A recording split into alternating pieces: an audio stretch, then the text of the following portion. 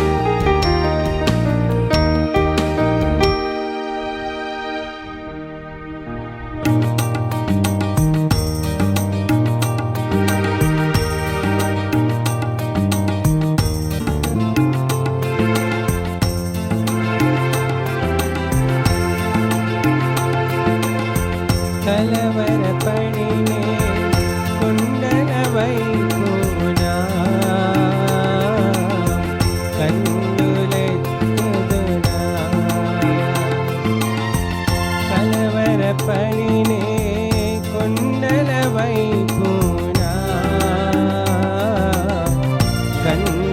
కన్నులెత్తుదునా కొండల వైపు నా కన్నులెత్తి కొదువతో నేను కుమిలెదనా కొదువతో నేను కుమిలెదనా కలవరపడినే కొండల వైపునా కన్నులెత్తుదునా నీవు నాకుండగా నీవే నా అండగా నీవు నాకుండగా నీవే నా అండగా నీవే నా నీవే నా నీవే నా నీవే నా ఆత్మదాహము తీర్చిన వెంబడించిన బంధము కలవరపడినే కొండల వైపునా కన్నులెత్తుదునా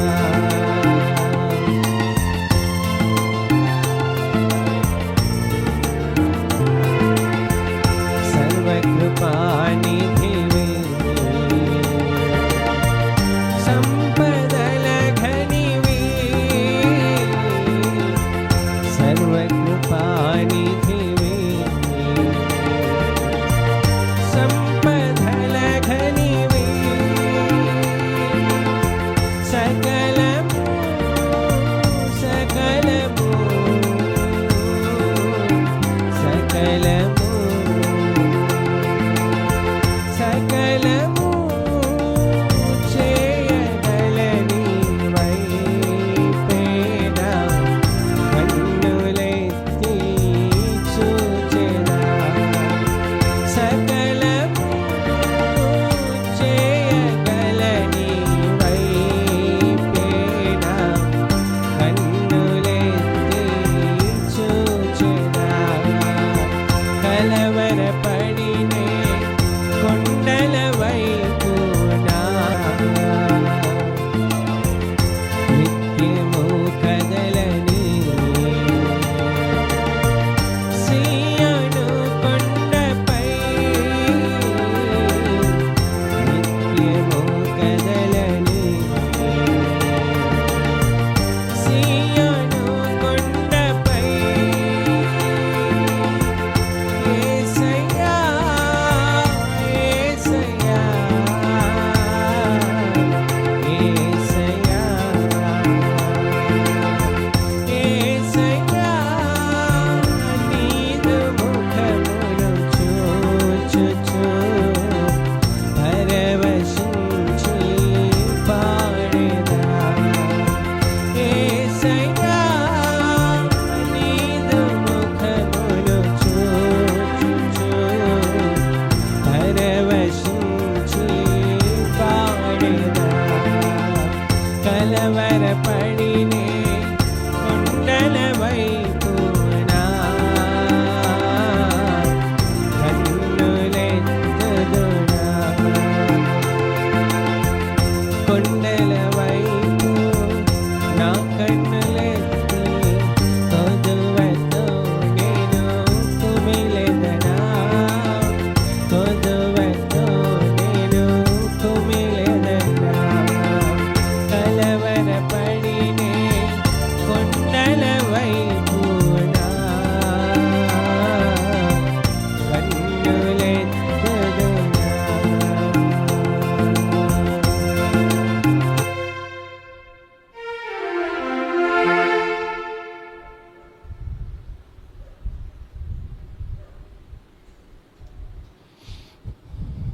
యావే నీవే నా దైవం అనే పాట పాడుకుందాం.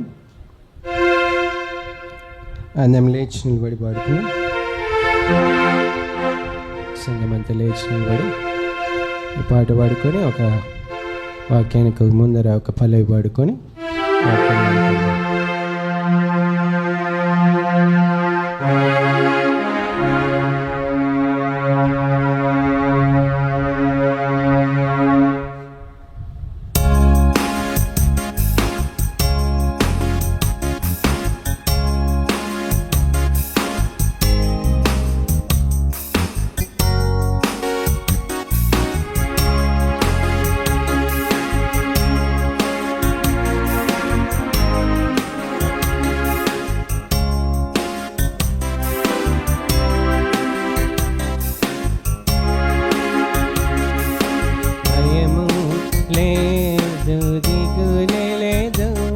నా జీవితమంతా ప్రభు చేతిలో, నిరాశ నన్నెన్నడు ముట్టలేదు, నిరీక్షణతో అనుదినం సాగేదు.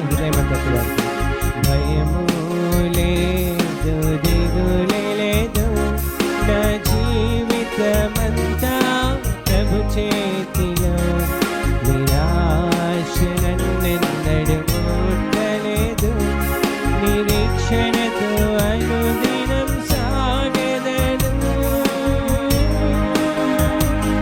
యావే నీవే నా దైవం, తరతరముల వరకు. యావే నీవే నా ఆశ్రయం, తరతరముల వరకు. నీవు కొనుకవు, నీవు నిదురపోవు, ఇశ్రాయేలును కాపాడువాడు. నీవు కొనుకవు, నీవు నిదురపోవు, ఇశ్రాయేలును కాపాడువాడు.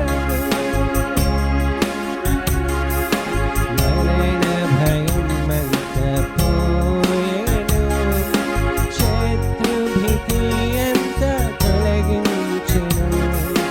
మరణ భయమంత పోయెను, శత్రుభీతి అంత తొలగించెను. మరణమును ఓడించి శత్రువును జయించిన సర్వాధికారివి నా దేవా. మరణమును ఓడించి శత్రువును జయించిన సర్వాధికారివి నా దేవా. యావే నీవే నా దైవం, తరతరముల వరకు. యావే నీవే నా ఆశ్రయం, తరతరముల వరకు. నీవు కొనుకవు, నీవు నిదురపోవు, ఇశ్రాయేలును కాపాడువాడవు. నీవు కొనుకవు, నీవు నిదురపోవు, ఇశ్రాయేలును కాపాడువాడవు. ఓటమిని అంత తీసివేసి, రోగాన్ని అంత మాన్పివేసి, ఓటమిని అంత తీసివేసి, రోగాన్ని అంత మాన్పివేసి, జయశీలుడవు, పరమ వైద్యుడవు, సర్వశక్తుడవు నా రక్షక. జయశీలుడవు, పరమ వైద్యుడవు, సర్వశక్తుడవు నా రక్షక. యావే నీవే నా దైవం, తరతరముల వరకు. యావే నీవే నా ఆశ్రయం, తరతరముల వరకు. నీవు కొనుకవు, నీవు నిదురపోవు, ఇశ్రాయేలును కాపాడువాడవు. నీవు కొనుకవు, నీవు నిదురపోవు, ఇశ్రాయేలును కాపాడువాడవు.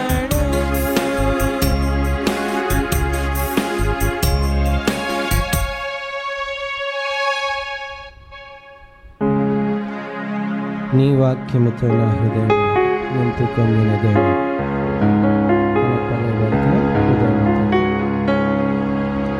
నీ వాక్యముతో నా హృదయమును నింపుకొనును దేవా, నీ వాక్యముతో నా హృదయమును నింపుకొనును దేవా, నీ పాపము చేయకుండా, నీ పాపము చేయకుండా, నీ వాక్యముతో నా హృదయమును నింపుకొనును దేవా. స్తుతులు, స్తోత్రములు. ఇప్పుడు నీ యొక్క వాక్యం మీదకు మేము వచ్చింటునగా నీవే సహాయం చేసి మమ్మల్ని నడిపించుము. నీ యొక్క వాక్యము మాకందరికీ చాలిన వాక్యమును, మాకందరికి సరిపోయే వాక్యమును నీవు దయచేయమని వేడుకొనుచున్నావు. నువ్వు మాట్లాడే దేవుడు వింటున్నావు. నీవే సహాయం చేయని అయోగ్యుడని, అపాత్రుడని, గర్విష్ఠుడని నన్ను నీ శిలువ చాటున మరుగుపరుచుకొని దేవా, నీ ఆత్మతో నన్ను నింపి ప్రభా, మాకందరికీ కావలసిన వాక్యంను నీవే అనుగ్రహించి మమ్మల్ని బలపరచమని క్రీస్తు ప్రభు నామమున అడిగి ప్రార్థిస్తున్నాను తండ్రి, ఆమేన్.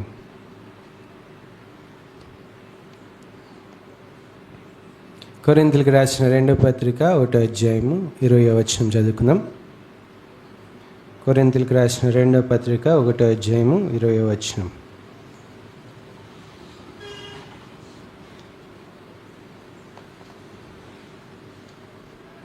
దేవుని వాగ్దానములు ఎన్ని అయినను అన్నీయు క్రీస్తునందు అవునన్నట్టుగానే ఉన్నవి గనుక మన ద్వారా దేవునికి మహిమ కలుగుటకై అవి ఆయన వలన నిశ్చయములై ఉన్నవి. ఇక్కడ దేవుని వాక్యంలో మనము ఇక్కడ చూస్తున్న మాట ఏంటంటే, దేవుని వాగ్దానములు ఎన్ని అయినను అన్నీయు క్రీస్తునందు అవునన్నట్టుగానే ఉన్నవి.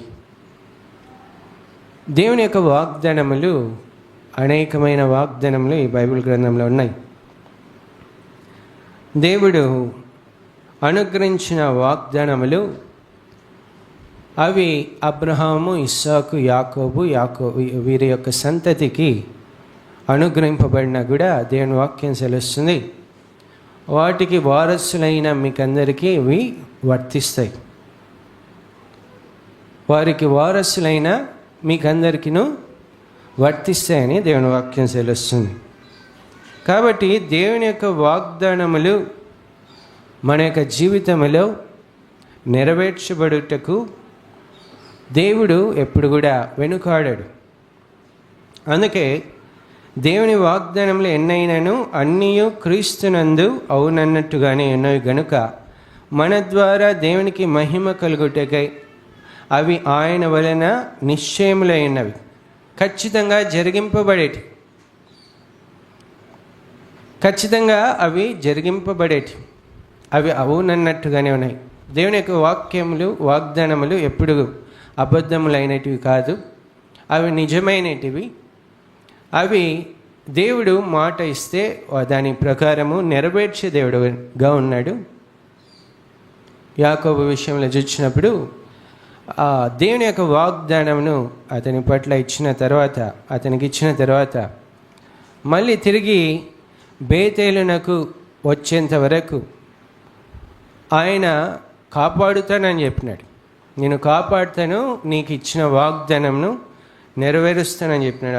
ఆదికాండంలో 28వ అధ్యాయము 15వ వచనం.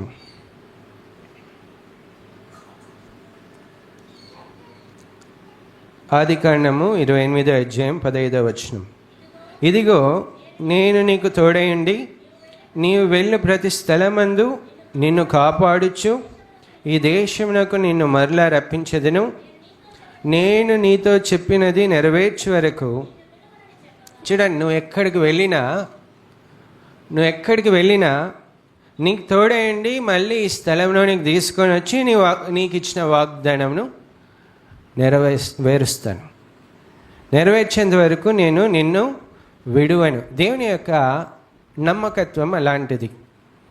దేవుడు వాగ్దానం ఇచ్చిన తర్వాత అది నెరవేర్చేంత వరకు మనల్ని విడిచిపెట్టడని.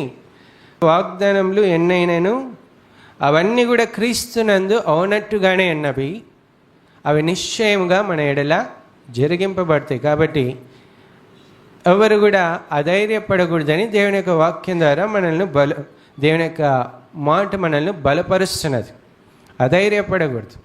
అయ్యో, దేవుని యొక్క వాగ్దానము నా పట్ల నెరవేర్చబడలేదు, దేవుడిని నేను నమ్ముకున్నాను, అయితే దేవుడు నాకు సహాయం చేయలేదు, నా ఎడల కార్యము జరిగించలేదు అని కృంగిపోనవసరం లేదు అని ఈ వాక్యం ద్వారా మనకు తెలియజేయబడుచున్నది.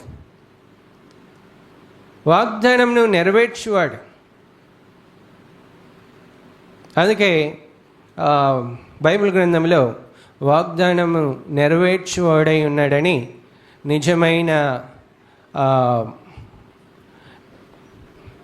నిజమైన ఉదాహరణను లేదా బలమైన ఉదాహరణను, నిరూపింపబడిన ఉదాహరణను ఎవరైనా ఉన్నారా అని చెప్పుకుంటే మనం చదివిన వాక్య భాగంలో అబ్రహాం మనకు కనిపిస్తాడు. ఆయనకు వాగ్దానము చేసిన తరువాత సంవత్సరములు దాటిపోయినా కూడా ఆ వాగ్దానమును స్థిరపరిచేంత వరకు ఆయనను అలాగనే నిలబెట్టినాడు. ఆ వాగ్దానమును నెరవేర్చుటకై ఆయనతో నడిచిన దేవుడుగా ఉన్నాడు.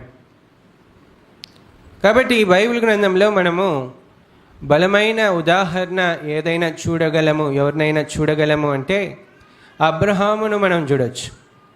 అదే మనం చదివిన భాగంలో మనం చూడవచ్చు. 17వ అధ్యాయంలో వాక్య భాగంగా మనం చదువుకున్నాం. 17వ అధ్యాయం, ఆదికాండము 17వ అధ్యాయము 1వ వచనము చదవండి.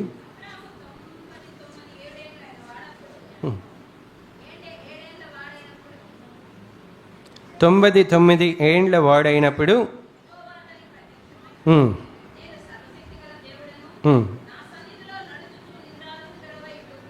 20వ వచనం, నియమించి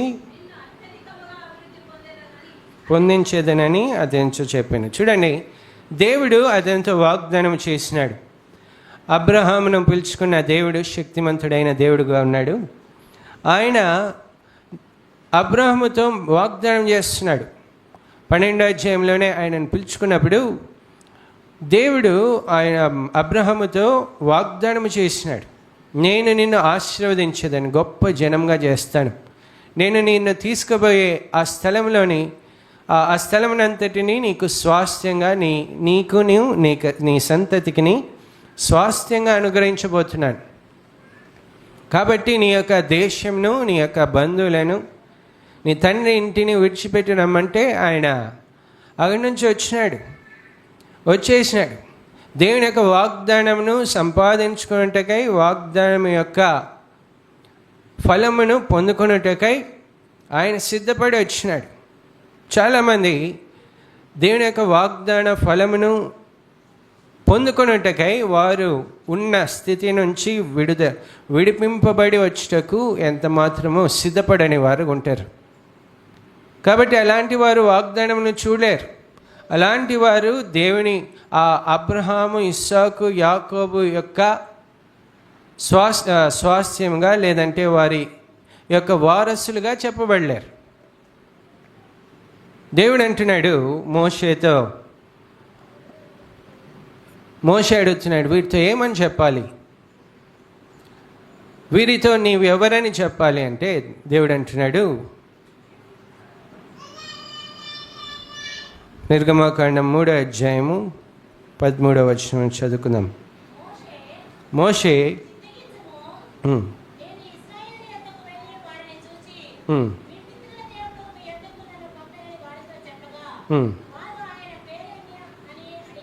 వారు ఆయన పేరేమి అని అడిగిన ఎడల వారితో నేనేమి చెప్పలేనని దేవుణ్ణి అడిగాను. అందుకు దేవుడు, నేను ఉన్నవాడను అనువాడనై ఉన్నానని మోషేతో చెప్పెను. మరియు ఆయన, ఉండుననువాడు మీ వద్దకు నన్ను పంపెనని నీవు ఇశ్రాయేలుతో చెప్పవలెను. 15వ వచనం, మరియు దేవుడు మోషేతో ఇట్లా, నేను మీ పితరుల దేవుడైన యెహోవా అనగా అబ్రహాము దేవుడు, ఇస్సాకు దేవుడు, యాకోబు దేవుడనైన యెహోవా మీ యొద్దకు నన్ను పంపినని నీవు ఇశ్రాయేలుతో చెప్పవలెను. నిరంతరము నా నామం ఇదే, తరతరములకు ఇది నా జ్ఞాపకార్థ నామము. ఏమంటున్నాడు? ఏమని చెప్పమంటున్నాడు?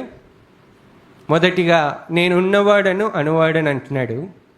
రెండోదిగా ఆయన పేరు ఏమని చెప్పమంటున్నాడు అంటే అబ్రహాము దేవుడను, ఇస్సాకు దేవుడను, యాకోబు దేవుడను.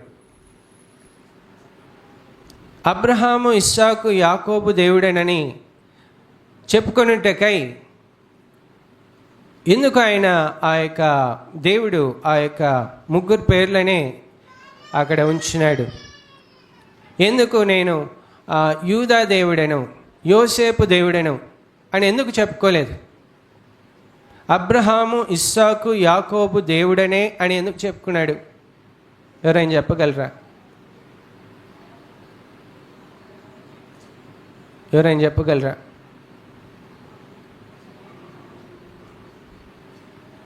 అంశమును, టాపిక్ని అనుసరిస్తూ వస్తే చెప్పేస్తారు ఆన్సర్.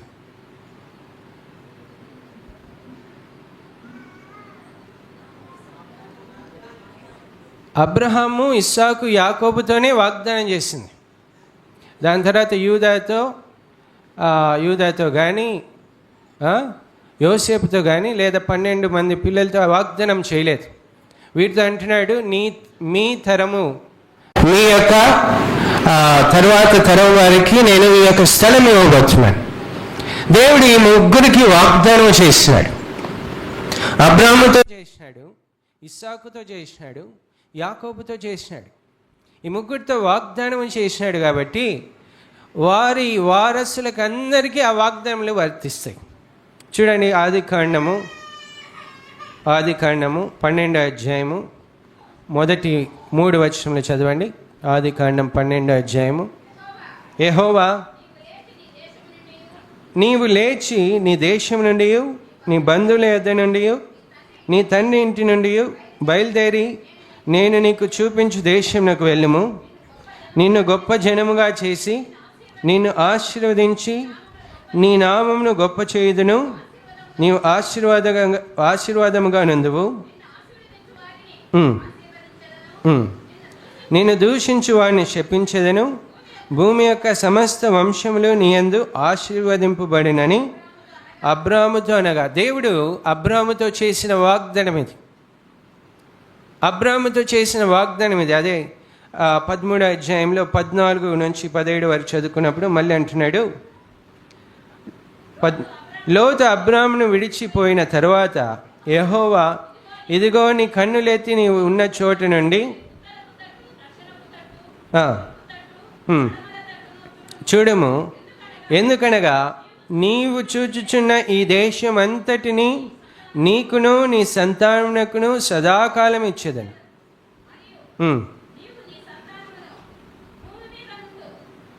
రేణువులలే విస్తరింపచేసేదను అన్ని కూడా వర్తిస్తాయి.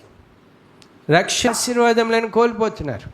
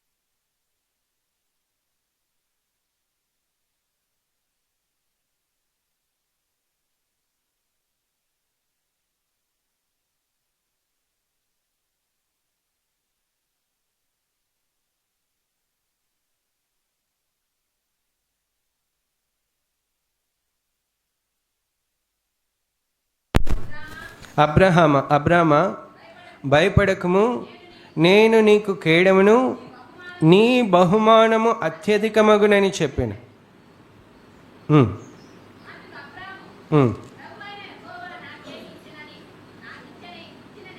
ఇచ్చిననేమి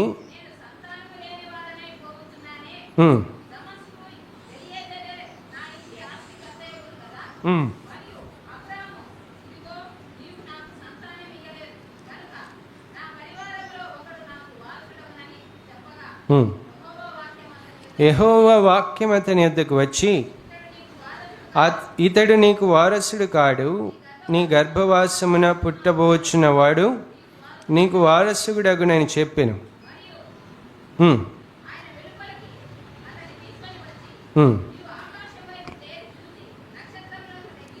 లెక్కించుటకు నీ చేతనైతే లెక్కించమని చెప్పి, నీ సంతానం అలాగవునని చెప్పాను. చూడండి, దేవుడు అబ్రామును దర్శిస్తున్నాడు. యెహోవా వాక్యము అబ్రామును దర్శిస్తున్నాడు. ఆయన అంటున్నాడు, నీ బహుమానము అత్యధికమగును. వాగ్దానం చేసిన తర్వాత ఆయన యొక్క బహుమానమును, ఆ యొక్క వాగ్దాన ఫలమును రెట్టింపు చేస్తున్నాడు. వాగ్దానము 12వ అధ్యాయంలో చేసిన కూడా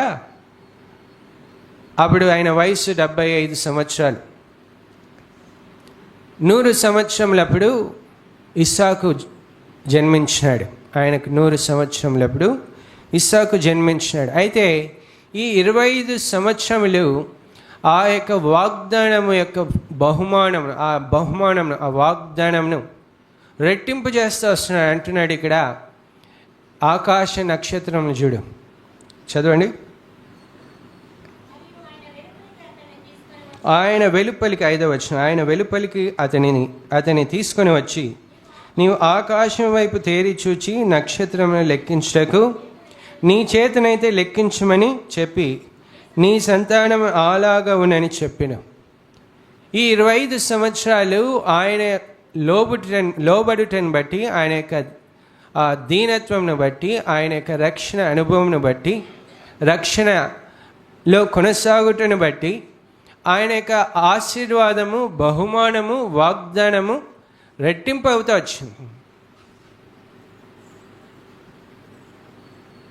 ఎంతమంది అలాగూ రక్షణ అనుభవంలో కొనసాగుతున్నారో వారు ఆశీర్వాదము యొక్క ఫలమును, రెట్టింపైన ఆశీర్వాదపు ఫలమును చూడగలరు.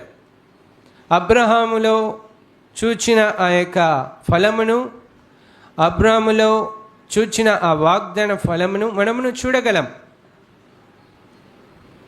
ఎందుకు? ఆయన నమ్మదగినవాడు, ఆయన సర్వశక్తిమంతుడైన దేవుడు. ఇక్కడ ఎంతమంది ఆయన శక్తిని నమ్మొచ్చున్నారో వారు అబ్రాముకు ఏ యొక్క కార్యమును జరిగించినాడో ఆ కార్యమును మన జీవితంలో కూడా చూచుటకు దేవుడు కార్యం జరిగిస్తాడు. దేవుడు మీ జీవితంలో కార్యములను జరిగిస్తాడు. ఈ యొక్క అధ్యాయంలో 17వ అధ్యాయంలో చూసుకుంటూ వస్తే దేవుడు ఎలాగో సర్వశక్తి గల దేవుడు అని అబ్రాము ద్వారా ఎలాగ నిరూపిస్తున్నాడో మనం చూడవచ్చు. 2వ వచనం చదవండి.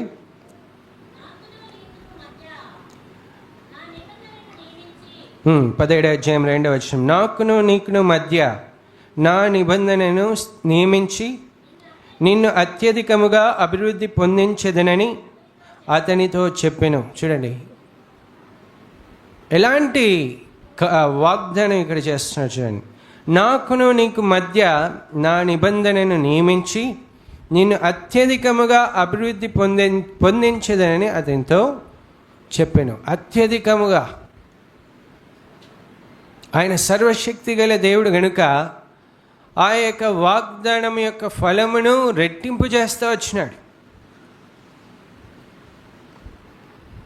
మనం ఎలాంటి దేవుని కలిగి ఉన్నామో ఒకసారి గమనించుకోవాలి. ఎలాంటి శక్తి గల దేవుని మనం కలిగి ఉన్నామో మనం గమనించుకోవాలి. ఆయన అబద్ధమాడే దేవుడు కాదు.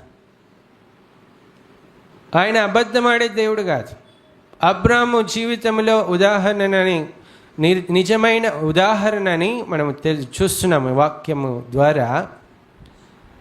అబ్రహాము జీవితంలో జరిగించిన దేవుడు ఆయన అబద్ధమాడని దేవుడు కనుక నీ జీవితంలో, నా జీవితంలో కూడా జరిగిస్తాడు. చాలామంది అనుకుంటుంటారు, నా జీవితంలో దేవుని కార్యములు జరగడం లేదు, దేవుడు నన్ను విడిచిపెట్టినాడు, దేవుడు నన్ను ఆశీర్వదించడం లేదనుకుంటుంటారు.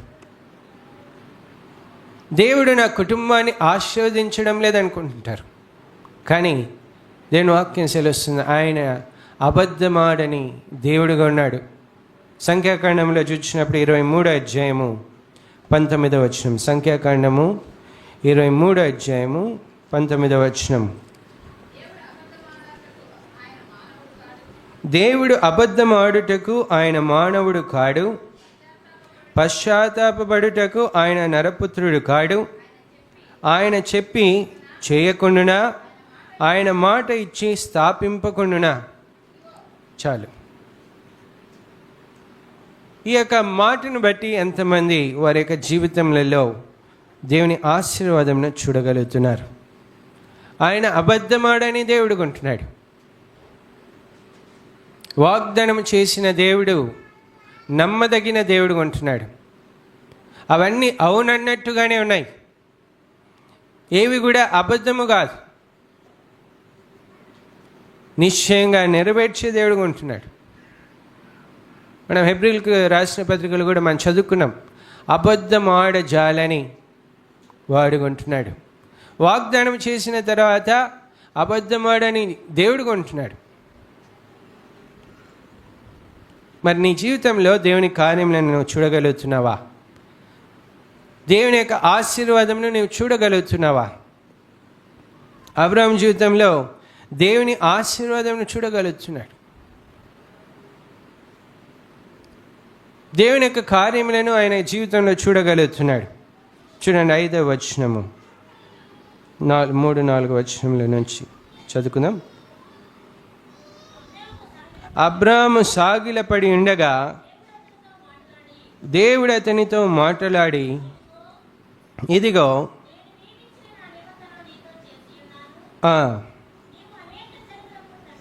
నీవు అనేక జనములకు తండ్రి వగుదువు. అప్పటికి ఆయనకి బిడ్డలు లేరు. ఇష్మాయిల్ వచ్చినా కూడా దేవుడు అంటున్నాడు, ఇస్సాకు వలనైన సంతానమే నీ సంతానం. షారాకు బిడ్డలు లేరు అంతవరకు. అయితే అంటున్నాడు, దేవుడు అంటున్నాడు, ఏమంటున్నాడు? నీవు అనేక జనములకు తండ్రి వగుదువు.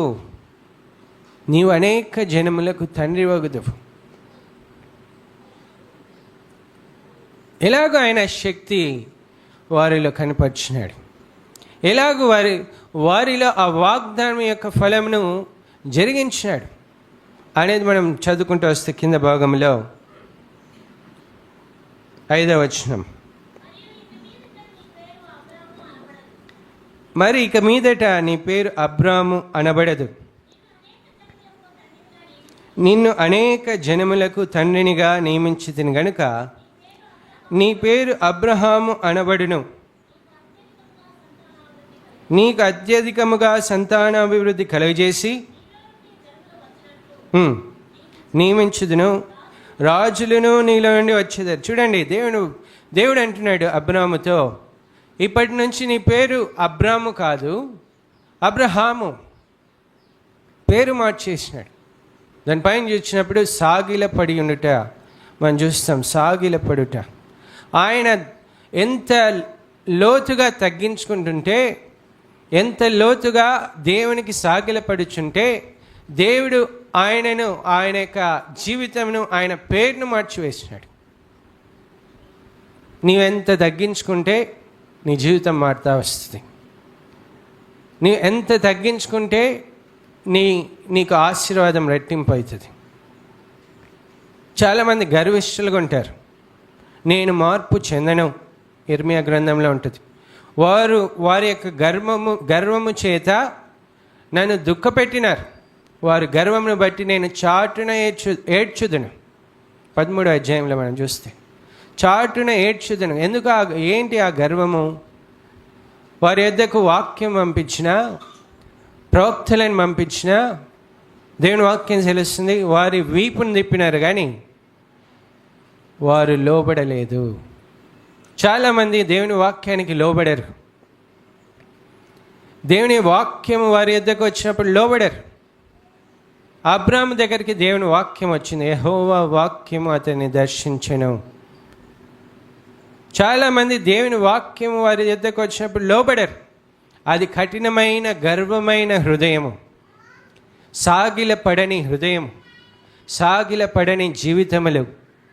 అలాంటి వారిలో ఆశీర్వాదములు చూడలేరు.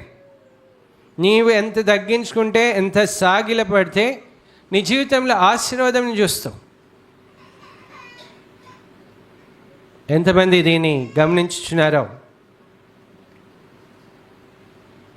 నీవు ఇంకా నీ యొక్క గర్వము చేత ఆయన వాక్యమును తృణీకరిస్తుంటే, రక్షణ పొందకై ఉంటే, మార్పు చెందకై ఉంటే, నీ పాప జీవితాన్ని మార్చుకొనకుంటే నీవు ఆశీర్వాదంని చూడలేవు. ఇక్కడ అబ్రాహాము సాగిలపడుచున్నాడు, దేవుని ఎదుట సాగిలపడుచున్నాడు. అప్పుడు అంటున్నాడు, నీ ఇప్పటి నుంచి అబ్రాహాము అనబడవు, నీ పేరు అబ్రహాము. అబ్రహాం అంటే అనేక జనములకు తండ్రి, అనేక జనములకు తండ్రి. ఆయనకు అప్పటి వరకు బిడ్డలే లేరు. దేవుడు అంటున్నాడు, నీవు అనేక జనములకు తండ్రి, ఇప్పటి నుంచి నీ పేరే మార్చి వేసాను. హీబ్రూ లెటర్స్లో ఆల్ఫబెట్స్ తెలుసా? ఎంతమందికి తెలుసు? హీబ్రూ లెటర్స్లో ఆల్ఫబెటిక్ చెప్పండి ఫస్ట్ నుంచి. అలెఫ్, బేత్, గిమెల్, దాలెత్, హే. ఏమంట? కీర్తనల గ్రంథంలో మనం చూసినప్పుడు 119వ కీర్తనలో ప్రతి 8 వచనాలకి ఆల్ఫబెట్స్ ఉంటాయి, హీబ్రూ అక్షరాలు ఉంటాయి. ఒకసారి చదవండి, త్వరగా చదువుకుంటే వాక్యంలో ముందరికి వెళ్ళిపోదాం. 119వ కీర్తన. అలెఫ్, బేత్, గిమెల్, దాలెత్, హే. ఇవేంటంటే ABCDలు ఎట్లా ఉంటాయో ఇవి కూడా అక్షరాలు, అట్లా హీబ్రూ అక్షరాలు. ఇప్పుడు 5వ అక్షరం ఏంటి? హే. హే అని ఎట్లా పిలుస్తున్నాం? పిలిచండి ఒకసారి, హే అని అనండి. హే. ఏమొస్తుంది? హే అన్నప్పుడు ఏమొస్తుంది? శ్వాస వస్తుందా? ఊపిరి వస్తుందా? ఒకసారి అనండి, హే. ఊపిరి వస్తుందా? వస్తుంది. దేవుడు అబ్రాహాము యొక్క జీవితంలో అబ్రహాము అని మార్చిన తర్వాత జీవంను అతనిలోనికి వదిలినాడు, జీవము అతనిలోనికి వదిలేసినాడు, జీవవాయువును ఆయనలోనికి వదిలినాడు. ఇప్పుడు అనేక జనములకు ఆయన తండ్రి అయిపోయినాడు. అనేక జనములకు ఆయన తండ్రి అయిపోయినాడు. అలాగనే షారాయి, ఆమె పేరేం పేరు? షారాయి ముందుగా. ఇప్పుడు 15వ వచనం చదవండి. మరియు దేవుడు నీ భార్య అయిన షారాయి పేరు షారాయి అనవద్దు, ఆమె పేరు షారా, నేను ఆమెను ఆశీర్వదించి ఆమె వలన నేను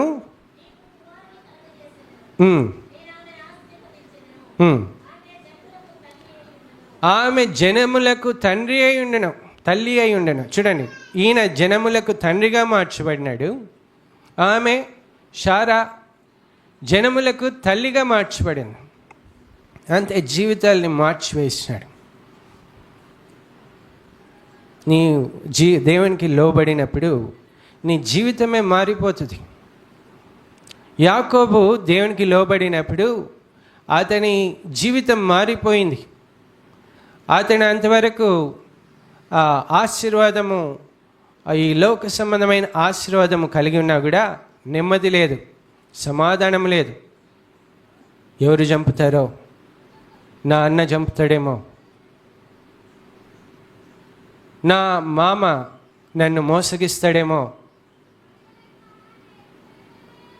నేను ప్రయాణం చేయలేను, భయము. చాలామందికి ఆ భయం ఉంటుంది. భయము. మరణం అంటే ఎంతమందికి భయం ఉందో. దేవుని యొక్క జీవము నీలో నివసిస్తున్నప్పుడు మరణం మీద భయం ఉండదు. దేవుడు నీలో నివసించినప్పుడు మరణం మీద భయం ఉండదు. ఓ మరణమా నీ ముళ్ళు ఎక్కడా, ఓ మరణమా నీ విజయం ఎక్కడా అంటున్నాడు. ఆ ముళ్ళును, ఆ మరణపు ముళ్ళును విరిచివేసిన దేవుడు ఇప్పుడు అబ్రహాములోను శారాలోను జీవవాయువును ఊదినప్పుడు వారు అనేక మందికి, అనేక జనములకు తండ్రి తల్లిగా మార్చబడినారు. అంతవరకు వారి పరిస్థితి ఏంటి? అంతవరకు వారి పరిస్థితి ఏంది? మృతతుల్యమైన శారా గర్భము, మృతతుల్యుడైన అబ్రహాము చనిపోయినవారు. వారి ఆ శారా గర్భము మృతమైనది. దేవుని వాక్యం సెలుస్తుంది. చూడండి, హెబ్రీయులకు రాసిన పత్రిక 11వ అధ్యాయము 11-12 వచనములు చదువుకుందాం.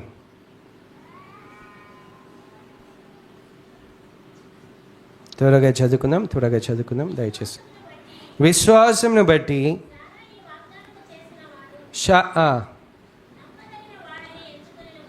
నమ్మదగిన వాడని ఎంచుకొనేను గనుక తాను వయసు గతించినదైనను గర్భము ధరించుటకు శక్తి పొందినది. తర్వాత అందుచేత మృతతుల్యుడైన ఆయనలో నుండి, ఆ యొక్కని నుండి సంఖ్యకు ఆకాశ నక్షత్రముల వలె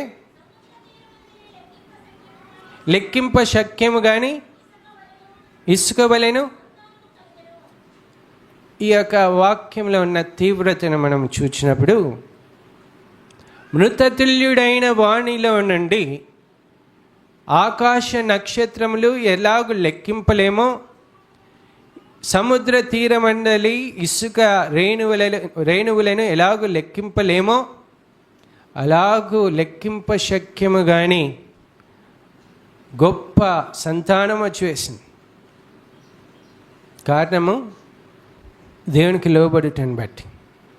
కాబట్టి అంటున్నాము, ఆయన వాగ్దానం చేసిన, అక్కడ రాయబడిన వాగ్దానం చేసిన వాడు నమ్మదగిన వాడు గనుక. నీ ఎడల ఎలాంటి వాగ్దానం చేసినాడు? అవి నెరవేర్చబడినాయా? అసలు వాగ్దానములు పొందుకున్నారా? అసలు అబ్రహాము, ఇస్సాకు, యాకోబుల వారసులుగా తీర్చబడినారా? రక్షణను సంపాదించుకున్నారా? జ్ఞాపకం చేసుకోవాలి మన యొక్క జీవితాలు ఎలాగున్నాయో. ఒకసారి పరీక్షించుకోవాలి మన జీవితాలు ఎలాగున్నాయో. మనం ఆశీర్వాదములు వెతుకుతుంటాం, విడుదల వెతుకుతుంటాం, కట్ల నుంచి, బంధకముల నుంచి విడుదల కొరకు వెతుకుతుంటాం. లూకాసు వార్తలో చూసినప్పుడు 18 సంవత్సరాల నుంచి సాతాను చేత బంధింపబడిన అబ్రహాము కుమార్తెని చూస్తాం. ఆమె అబ్రహాము కుమార్తెగా ఉన్నా కూడా ఆ యొక్క వాగ్దాన ఫలము లేదు. ఎందుకంటే బంధకముల్లో ఉంది, కట్లల్లో ఉంది, సాతాను చేత బంధింపబడి నడుము వంగిపోయిన స్థితిలో ఉంది. ఎంత మాత్రము చక్కగా నిలబడుటకు కూడా శక్తి లేని, జీవము లేని పరిస్థితిలో ఉంది. అలాంటి పరిస్థితిలో యేసుప్రభు అంటున్నాడు, యేసుప్రభును ఆమె వద్దకు వచ్చి ముట్టి ఆ సాతాను బంధకముల నుంచి విడిపించినాడు. చాలామంది బంధకముల చేత వంగిపోయిన పరిస్థితిలో ఉన్నారు. వారి కుటుంబములు వంగిపోయి ఉన్నాయి, వారి యొక్క కుటుంబములు విచ్ఛిన్నమైపోయి ఉన్నాయి, వారి యొక్క కుటుంబములలో నెమ్మది సమాధానం లేదు. కారణం ఏంటంటే జీవం కలిగిన యేసయ్య వారి యొక్క జీవితంలోనికి రాలేదు. అందుకు వారి యొక్క కుటుంబాల్లో నెమ్మది లేదు, సమాధానం లేదు, విడుదల లేదు, బంధకముల నుంచి విడుదల లేదు, దరిద్రత నుంచి విడుదల లేదు, ఇంకా శ్రమ, వేదన, కష్టము, బాధ.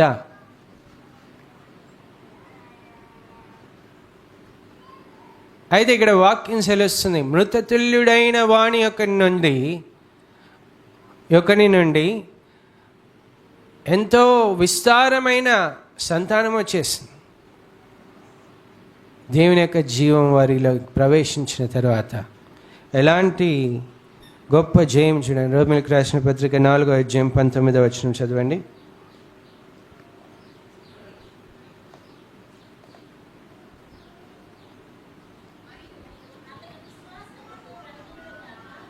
అతడు విశ్వాసమందు బలహీనుడు కాక రమారమి 100 ఏండ్ల వయస్సు గలవాడై ఉండి అప్పటికి తన శరీరము మృతతుల్యమైనట్టును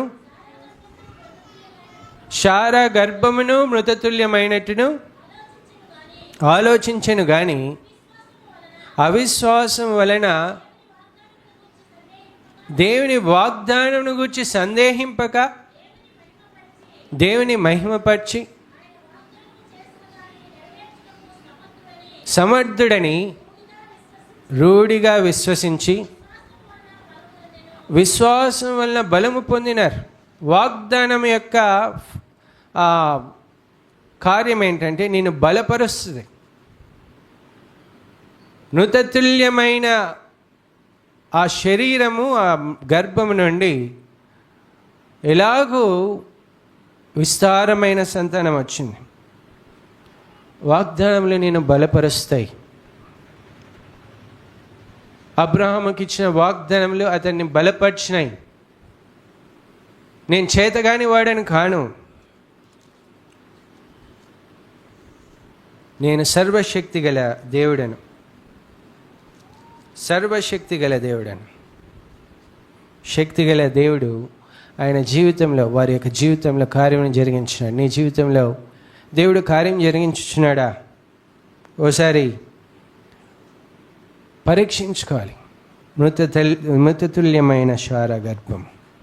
దేవుడు నిన్ను బ్రతికింపగలడు. దేవుడు నీ యొక్క నీ స్థితిగతులన్నిటినీ మార్చగలడు. నీలో జీవం వచ్చినప్పుడు నీ యొక్క స్థితి ఎంత మారిపోతుంది. ఎంతమంది అయితే నమ్ముచున్నారో వారి యొక్క జీవితంలో దేవుడు కార్యం జరిగించగలడు. వారు నమ్మినారు, విశ్వసించినారు, వారి జీవితంలో కార్యం జరిగింది, వారి కుటుంబంలో కార్యం జరిగింది. చాలామంది కుటుంబాల్లో కార్యములు, దేవుని కార్యములు చూడలేని వారు ఉంటున్నారు. అలాంటి వారు ఈ వాగ్దానంను గమనించున్నప్పుడు దేవుడు ఎలాంటి కార్యములు చేయగలడో నీవు విశ్వసించాలి. దేవుని యొక్క పరిస్థితులన్నింటినీ మార్చగలిగిన దేవుడు, స్థితిగతులన్నింటినీ మార్చగలిగిన దేవుడు. యెషయా గ్రంథం 43వ అధ్యాయము 19వ వచనం చదవండి. యెషయా గ్రంథము 43వ అధ్యాయం 19వ వచనం.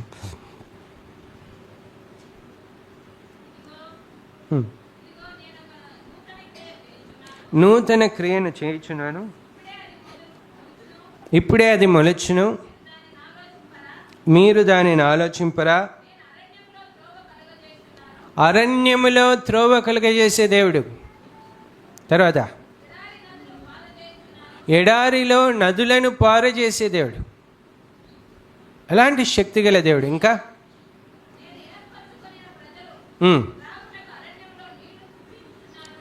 నేను ఏర్పరచుకున్న ప్రజలకు త్రాగుటకు అరణ్యములో నీళ్లు పుట్టించుచున్నాను, ఎడారిలో నదులను కలుగజేయుచున్నాను. దేవుడు ఎలాంటి శక్తిమంతుడు! దేవుడు ఏమైనా చేయగలిగిన సాధ్యం కలిగిన దేవుడు. ఆయన చేత కానీ కార్యములు ఏమీ లేవు.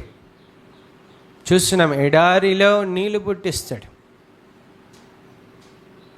నదులను పుట్టిస్తాడు, అరణ్యంలో నదులను పుట్టిస్తాడు. ఎలాంటి గొప్ప దేవుడు! ఆ గొప్ప దేవుణ్ణి నీవు నీ జీవితంలో చేర్చుకున్నప్పుడు, నీ కుటుంబంలో చేర్చుకున్నప్పుడు, అబ్రహాము శారాకు ఎలాంటి ఆశీర్వాదం దొరికినదో, ఎలాంటి వాగ్దాన ఫలం దొరికినదో నీ జీవితంలో కూడా పొందుకొనగలవు. ఎఫెసీయులకు రాసిన పత్రిక 3వ అధ్యాయము 20-21 వచనంలో చదువుకుందాం.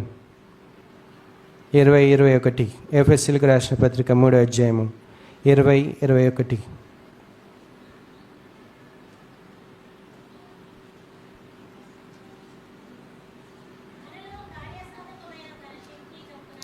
మనలో కార్యసాధకమైన తన శక్తి చొప్పున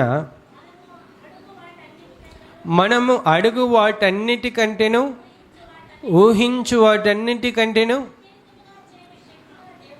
అత్యధికముగా చేయ శక్తి గల దేవునికి క్రీస్తు యేసు మూలముగా మహిమ కలుగునుగాక. అడుగు వాటన్నిటికంటేను ఊహించు అంటేను అత్యధికంగా చేయగలడు.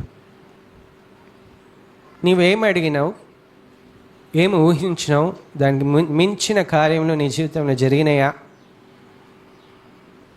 అబ్రహాం అడిగినాడు, నాకు ఒక కుమారుని, లేదా నాకు సంతానమే. దేవుడు చేస్తున్నాడు, అత్యధికముగా ఆశీర్వాదం నొందినాడు. అత్యధికముగా నీ సంతానము అభివృద్ధి పొందుతుంది. ఎలాంటి శక్తిమంతుడైన దేవుడు! అడుగు వాటన్నిటికంటేను ఊహించు వాటన్నిటికంటేను అత్యధికముగా చేయగలిగిన దేవుడు. మరి నీ జీవితంలో అలాంటి కార్యమును నువ్వు చూడగలుగుతున్నావా? మరి ఎందుకు చూడటం లేదు? ఎందుకు నీ జీవితంలో ఆశీర్వాదం చూడడం లేదు? ఎందుకు నీ జీవితంలో దేవుని యొక్క మహోన్నతమైన కార్యములను, విడుదల కార్యములను చూడడం లేదు? ఎప్పుడైనా ప్రశ్నించుకున్నావా? నా కుటుంబంలో ఎందుకు దేవుని కార్యములు నేను చూడలేకున్నా? సమాధానంను ఎందుకు నేను చూడడం లేకున్నాను? శాంతి, నెమ్మది నా జీవితంలో ఎందుకు లేదు? నా కుటుంబంలో ఎందుకు లేదు? ఆయన సర్వశక్తి గల దేవుడు అయినప్పుడు ఎందుకు నా జీవితంలో లేదు? ఎప్పుడైనా పరీక్షించుకున్నావా? ఎడార్లలో నీళ్లను ప్రవహింపజేసే దేవుడు, అరణ్యములో నదులను ప్రవహింపజేసే దేవుడు. దేవుడు అంటున్నాడు, ఇర్మీయా గ్రంథం 5వ అధ్యాయము 24-25 వచనం చదువుకుందాం. ఇర్మీయా గ్రంథం 5వ అధ్యాయము 24-25 వచనం చదువుకుందాం. వారు, రండి మన దేవుడైన యెహోవా యందు భయభక్తులు కలిగి ఉందము. ఆయనే తొలకరి వర్షమును కడవరి వర్షమును దాని కాలమున కురిపించువాడు గదా. నిర్ణయింపబడిన కోతకాలము వారములను ఆయన మనకు రప్పించునని తమ మనస్సులో అనుకున్నారు. ఏమంట? మీ దోషములు వాటి క్రమమును తప్పించెను. ఎందుకు ఆశీర్వాదములు కోల్పోతున్నాం? మీ దోషములు వాటి క్రమమును తప్పించెను, మీకు మేలు కలగకుండుటకు మీ పాపములే కారణములు.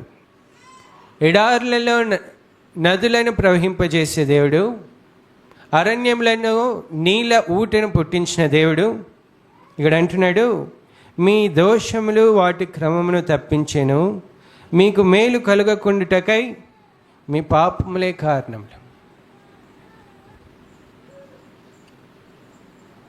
ఇది ఎప్పుడైనా మనం గమనించుకొని వచ్చినామా? నాకు ఆశీర్వాదము రాకపోవటకు కారణం నా పాపము, నా దోషము. దేవుడు వారితో, ఇశ్రాయేల్ ప్రజలతో సూటిగా మాట్లాడుచున్నాడు. మరి నీ జీవితంలో మేలు కలగకపోవటానికి కారణము నీ పాపము కారణమని దేవుని వాక్యం సెలవుస్తుంది. దేవుడు వాగ్దానం చేసి ఆ మాటను తప్పని దేవుడు ఉన్నాడు. ఆయన నిన్న నేడు ఏకరీతిగా ఉన్నాడు. ఆయన నీవు ప్రార్థన చేసినప్పుడు ఆలకించే దేవుడు ఉంటున్నాడు. ఆయన యొక్క నిర్ణయాలను మార్చుకొనగలిగిన శక్తిమంతుడైన దేవుడు ఉంటున్నాడు. మొన్న బైబిల్ క్లాస్లో మేము ధ్యానించిన మాట ఏంటంటే, ఎలియాజరు ఆయనతో పాటు తీసుకొని వచ్చిన 10 ఒంటెలను వాక్యం సెలవుస్తుంది, 10 ఒంటెలను మోకరింపజేసి దేవునితో మాట్లాడుచున్నాడు. ఎలియాజరు ఆయనతో తెచ్చుకున్న 10 ఒంటెలను మోకరింపజేసి 24వ అధ్యాయంలో చూసినప్పుడు,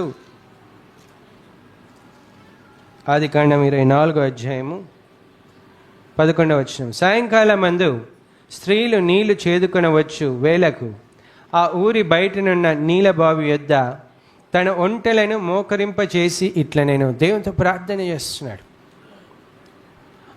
అప్పుడు ఏమవుతుందో తెలుసా?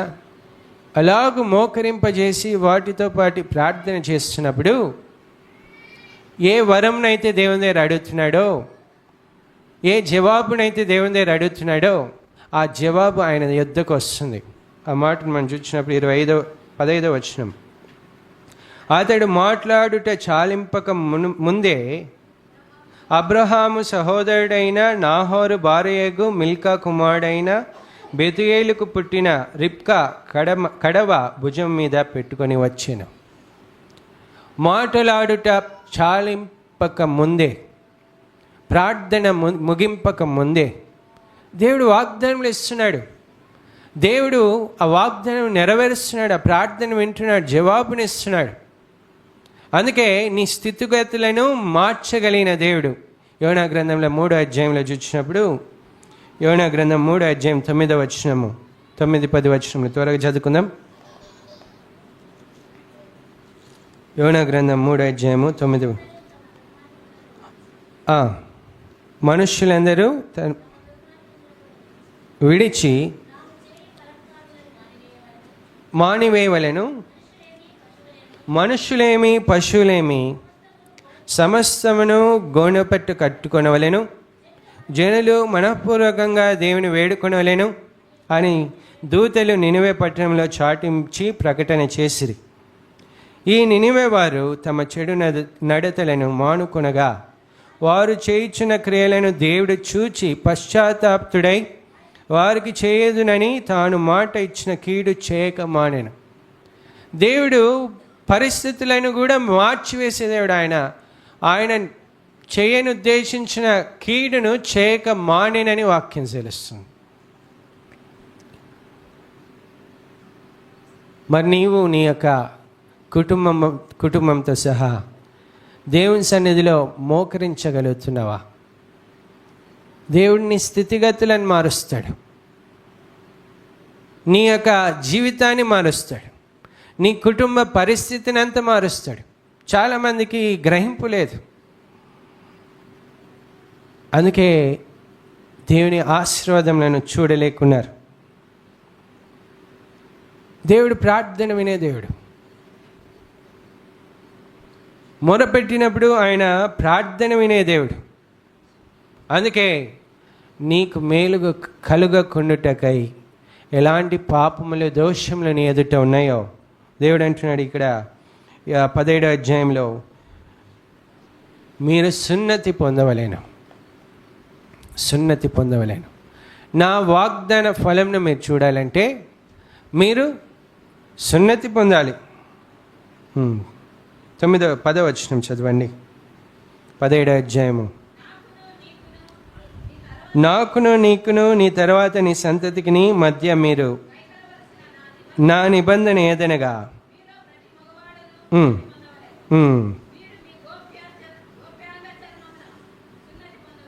చాలు. 9వ వచనం ఒకసారి చదవండి.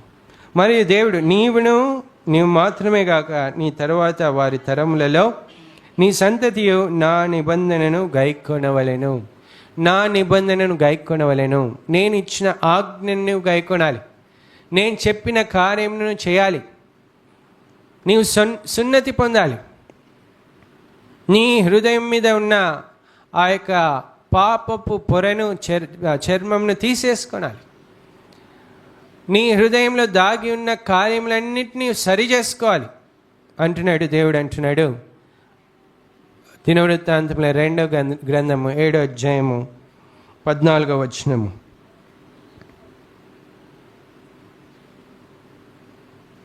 ఏడో అధ్యాయం 14 త్వరగా చదవండి. నా పేరు పెట్టబడిన నా జనులు తమ్ము తాము తగ్గించుకొని ప్రార్థన చేసి నన్ను వెదకాలి, తమ చెడు మార్గములు విడవాలి. ఆకాశం నుండి నేను వారి ప్రార్థనను విని వారి పాపమును క్షమించి వారి దేశంను స్వస్థపరుస్తాను. వారి యొక్క దేశ పరిస్థితులని మారుస్తాను. యోనా గ్రంథంలో అదే జరిగింది. తమ్ము తాము తగ్గించుకొని తమ చెడు మార్గములను విడిచి నాకు మొరపెట్టినప్పుడు వారి పాపములను క్షమించి వారి దేశంను స్వస్థపరుస్తాను. స్వస్థపరిచినాడు.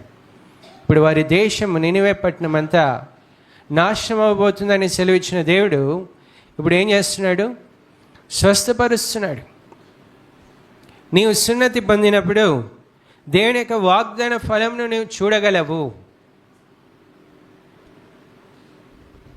ఎంతమంది దీన్ని అంగీకరిస్తారో వారి యొక్క జీవితంలో ఈ దినము వారి పాప జీవితం, అపవిత్రమైన జీవితం, దేవునికి అవిధేయమైన జీవితం అంతటినీ సరి చేసుకోవాలి. నీ కుటుంబంతో సహా నీవు దేవుని సన్నిధిలో మోకరించాలి. ఎంతమంది కుటుంబాలతో వస్తున్నారో తెలియదు, కానీ ఎంతమందికి నైజీరియాలో జరిగిన సంఘటన తెలుసు? ఎంతమందికి తెలుసు? చేతులెత్తండి. నైజీరియాలో జరిగిన సంఘటన. నైజీరియాలో క్రైస్తవులను సుమారు 1,00,000 మందిని క్రైస్తవులను చంపినట్టు న్యూస్ వచ్చింది. 1,00,000 మందిని. మనకేమో దేవుని సన్నిధిలో స్వేచ్ఛగా ఆరాధించుకునే మంచి సమయం దొరికింది, కానీ కుటుంబంతో రారు. నా కుమారుడు ఎటుపోతే నాకేమి, నా భర్త ఎట్లుపోతే నాకేమి, నా భార్య ఎటుపోతే నాకేమి.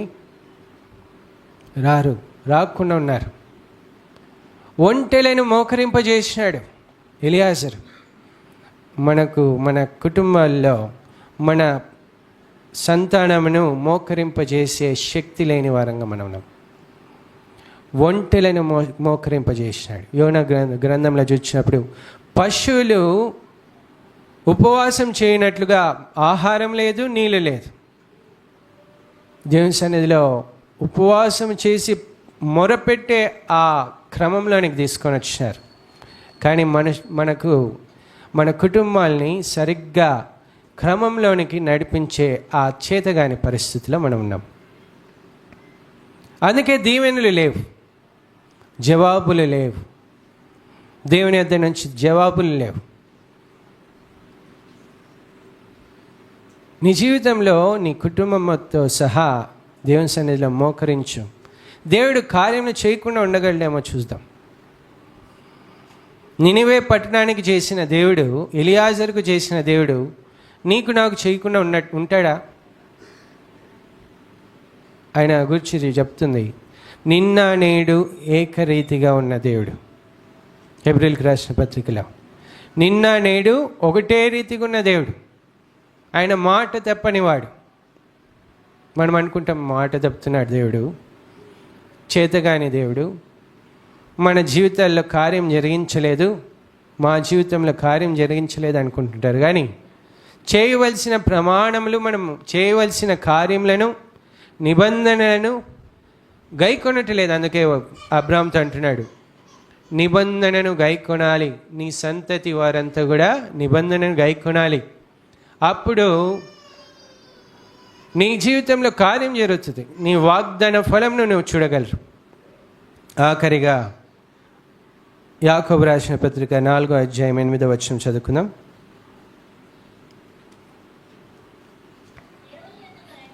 దేవుని యొద్దకు రండి, అప్పుడు ఆయన మీ యొద్దకు వచ్చును. పాపులారా, మీ చేతులను శుభ్రము చేసుకొనుడి. ద్విమనస్కులారా, మీ హృదయమును పరిశుద్ధపరచుకొనుడి. వ్యాకులపడుడి, దుఃఖపడుడి, ఏడుడి. మీ నవ్వు దుఃఖమునకును మార్చుకొనుడి. తగ్గించుకొనుడి. అప్పుడు ఆయన మిమ్మల్ని హెచ్చిస్తాడు, ఆశీర్వదిస్తాడు, దీవిస్తాడు. కాబట్టి అబ్రాహాముతో వాగ్దానం చేసిన దేవుడు ఎలాగూ సఫలము చేసినాడో ఈ దినము ఆయన అబ్రహాము, ఇస్సాకు, యాకోబు అను వారి దేవుడిగా చెప్పుకొని వచ్చున్నాడు. వారికి చేసిన వాగ్దానములు అవి. వారి వారసులుగా మనము పొందుకోవాల్సిన ఆశీర్వాదములను పొందుకోగలుగుతున్నామా? లేదంటే దేవుని వాక్యం సెలుస్తుంది సున్నతి చేసుకోవాలి. దేవుని వాక్యం సెలుస్తుంది నీ యొక్క జీవితాన్ని మార్చుకోవాలి. దేవుని వాక్యం సెలుస్తుంది ఆయన వైపు నువ్వు తిరగాలి. ఆయన వైపు నువ్వు తిరగాలి. అప్పుడు ఆయన నీ తట్టు తిరుగుతాడు. ప్రార్థన చేసుకుందాం. ప్రేరేపణ కలిగిన 2 నిమిషాలు మాత్రమే లేచి నిలబడి ప్రార్థన చేయండి. ఎవరెవరైతే దేవుని వాక్యం చేతి తాకబడి ఉన్నారో ప్రేరేపణ కలిగిన వారు 2 నిమిషాలు మాత్రమే లేచి నిలబడి ప్రార్థన చేయండి. ఎవరెవరైతే ఆశీర్వాదములను చూడలేకున్నారో, ఎవరెవరైతే సమాధానం చూడలేకున్నారో, ఎవరెవరైతే రక్షణ కార్యమును చూడలేక ఉన్నారో, బంధకముల నుండి విడుదల చూడలేకున్నారో, స్వస్థతను చూడలేకున్నారో, విడుదలను చూడలేకున్నారో, అటివారు దేవుడు మనతో మాట్లాడిన రీతిగా మన హృదయంలో దాగున్న వాటిని సరి చేసుకున్నప్పుడు దేవుడు అంటున్నాడు వారి దేశంను స్వస్థపరుస్తాను. ఎంతమంది అయితే వాక్యం ద్వారా తాకబడి దేవుని యొక్క మాట, దేవుని యొక్క ఆత్మ ద్వారా తాకబడిన వారు ఉంటున్నారో లేచి నిలబడి దేవుని సన్నిధిలో మొరపెట్టినప్పుడు దేవుడు కార్యం చేయగలిగిన దేవుడు. దయచేసి ఎవరైతే ఉన్నారో త్వరగా ప్రార్థన చేసిన తర్వాత మనం ముందుకు సాగుదాం.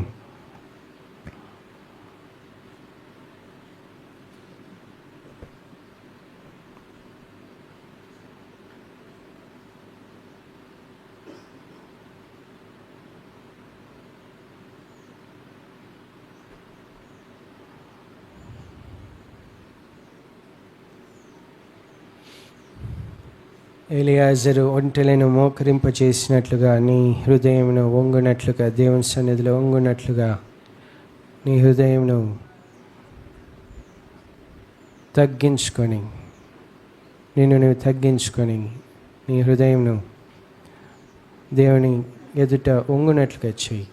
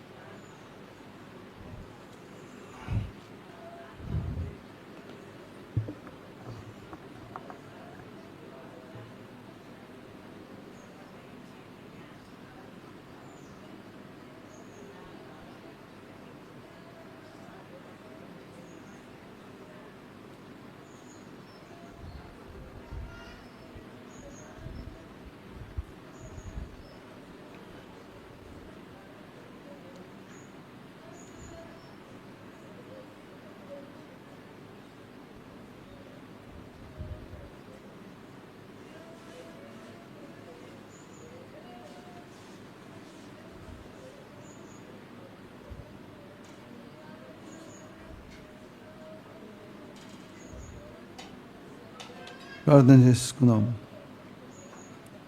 మా పరిశుద్ధుడు అయిన తండ్రి, కృపగల దేవా, నన్ను గురించిన వాక్యమును బట్టి కొరింథీయులకు రాసిన రెండవ పత్రిక 1వ అధ్యాయం 20వ వచనంలో చెప్పబడిన మాటను జ్ఞాపకం చేసుకుంటాను. దేవుని వాగ్దానాలు ఎన్ని నేను చేసినందు అవునన్నట్లుగానే ఉన్నవి కనుక మన ద్వారా దేవునికి మహిమ కలుగుటకై అవి ఆయన వలన నిశ్చయములై ఉన్నవి.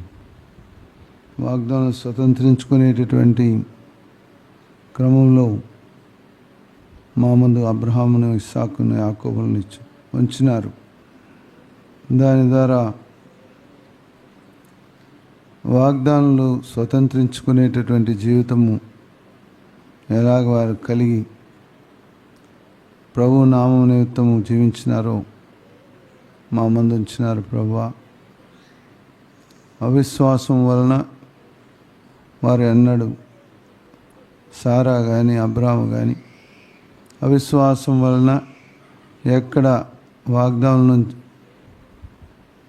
తమను కూర్చున్నటువంటి వాగ్దానం తప్పిపోకుండా నిమిత్తము ఎంతో జాగ్రత్తగా కాపాడుకొని విశ్వాసముతో నీ మాటలు నమ్ముటకును నీ అందు విశ్వాసం ఉంచుటకును ఎంతో వారిని వారు సిద్ధపరచుకున్నారు. ఎందుకంటే వారికి క్రీస్తు ప్రభు యొక్క జీవము వారిలో పోయబడినది. ప్రభువును వెంబడించుట ద్వారా ప్రభు యొక్క మాటను విని ఆయన వెంబడించుట ద్వారా వారిలో